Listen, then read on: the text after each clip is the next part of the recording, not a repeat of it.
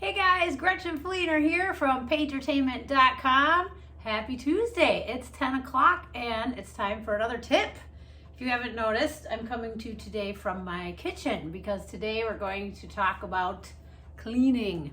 Today's tips are on cleaning practice boards and practice heads. I love using practice boards and practice heads to work through new designs. But of course you have to clean them in between designs. And there are a few tips that can help you to make your practice boards last longer and your practice heads too. I'm going to show you on this Mehron practice head. Not all heads will clean the same because it of course depends on what they're made of. But hopefully today's tips will help your practice heads and boards look sparkly clean for years to come. Let's start with the Sparkling Faces practice boards. I love these. They're so cute, and I love these because I can take a photo of a design and just put it right on my menu because they just are really cute faces. Let's clean this thing off. Wait, don't get it wet yet. Okay, then what am I supposed to do? If you start with plain water, it's gonna set the stain. Okay. Before you get it wet, first apply some liquid hand soap. Then you're going to want to rub it in, rub it around your design, and you can see as the makeup loosens itself up from the board. Now we rinse it off.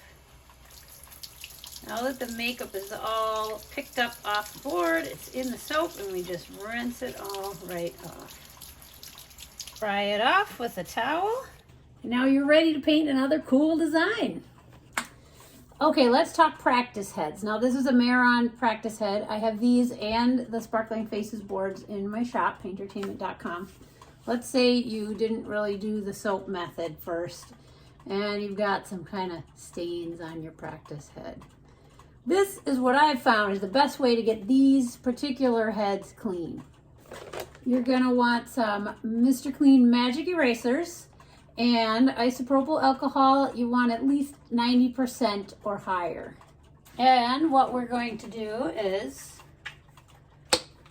pour a little alcohol on your magic sponge, magic eraser, and scrub. You can see it's taking that black paint right off. There it is.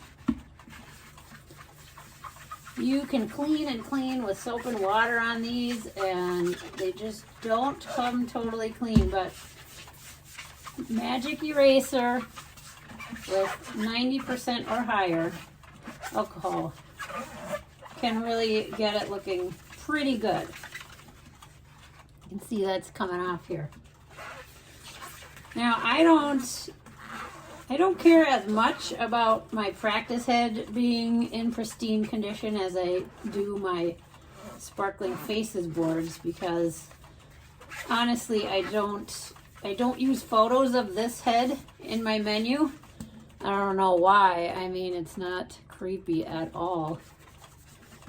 We don't want to scare the children. No. So when you really want to practice how to work a design around actual contours of the face, this is really great for that. So I like to use these both hand in hand.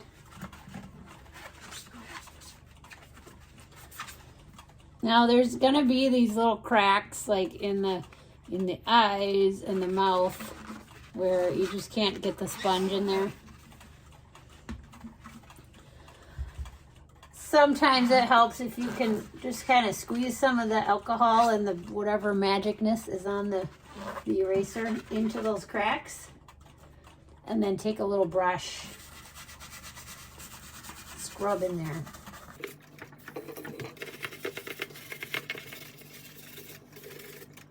Then you can rinse it off because we don't want to leave the alcohol and all the cleaners on the plastic.